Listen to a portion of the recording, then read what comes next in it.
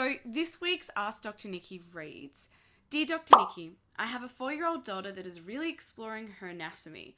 I feel conflicted, however, as I know I should be telling her it's her vulva, but I feel as a society we still call it a vagina. I'm not sure which name to use. Now this is a really interesting question because it was actually my mother that started pulling me up with this one, and she said, well, hang on, Nikki, you go out there and talk about that it's a vulva, not a vagina, but sometimes you use the word vagina. So, the real difficulty with this one is as a society, we are still calling women's anatomy a vagina. Now, the problem is that when we compare a vagina to a penis, what we are doing is limiting female sexuality to a hole, which is not ideal, because when we have a look at the vulva, which is the whole region, there's more to play with, there's more to explore. What about the clitoris? 80% of women have clitoral orgasms. So if we're only referring to female sexual anatomy as a vagina, what we are saying is that it is just where the G-spot is. So really, when we use this language, it's very bad in terms of representing what female sexuality is about and female sexual pleasure. So the problem is, though, we still have so many people that are referring to female sexual anatomy as a vagina, and I think we can get swept up with that. Even I sometimes can slip and say vagina instead of vulva when what I mean is vulva.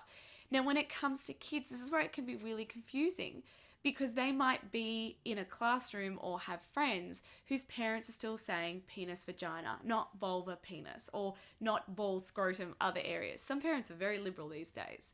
So it's really important that you explain this clearly to your daughter. If she is asking questions, people are always asking me, when should I talk to my child about sex? When is the right time? There is no right time. It's not like it just starts and we say, hey, let's talk about the birds and the bees. This is actually where it starts, with body parts, with being able to say, these are boobs, this is a vagina, this is vulva, this is a bum, this is just like an elbow and an earlobe.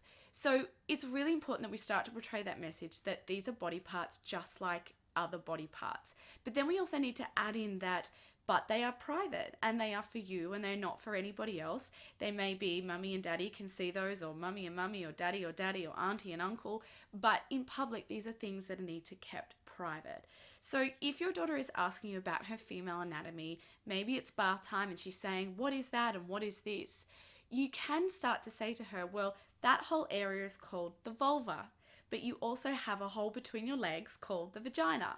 Now, I know that sounds really basic, but that's exactly what they see it as. Little kids do explore and they are moving their hands around there and going, oh, what's this all about? It's not sinister, it's not sexual, it's a body part. And I think we need to be more clear and relaxed with being able to tell them that. This, of course, is up to each individual parent to what they feel comfortable with. But I think what we need to get over is that we are not teaching kids at this age about sex. We are teaching them about a body part. Now, the earlier we can start to say to little girls, this is yours and you own this and this is how it is. You have a vulva and you have a vagina, the better, because they will grow up knowing that they're not just limited to one particular vaginal canal in terms of pleasure.